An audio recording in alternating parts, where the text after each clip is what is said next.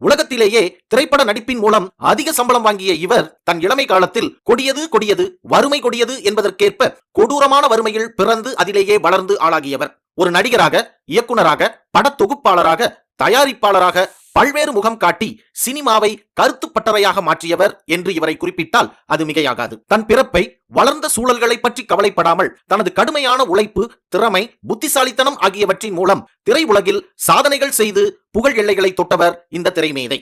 எத்தனை துன்பங்கள் இருந்தாலும் அவற்றையெல்லாம் மறைத்துக் கொண்டு மக்களை சிரிக்க வைக்கவும் சிந்திக்க வைக்கவும் இவர் காரணமாக இருந்தார். தமிழ் சினிமாவின் நகைச்சுவை சக்கரவர்த்தி என்று அழைக்கப்பட்ட முடிசூடா மன்னர் கலைவாணர் திரு NS கிருஷ்ணன் அவர்கள் கூட இவரது சாயலை பின்பற்றியவர்தான். ஆனால் ஹாலிவுட்டில் தனிச்சிறப்புடன் திகழ்ந்த இந்த நகைச்சுவை மன்னன் தான் அணியும் ஆடைகளையும் காலணிகளையும் கூட தனக்கென்ற அடையாளமாக மாற்றினார் என்றால் அது மிக இல்லை. அவமானங்களையும் வெகுமானங்களையும் ஏற்றுக்கொண்டு வித்தியாசமான புறத்தோற்றத்தில் தோன்றுவதுடன் ஒரு புதுமையான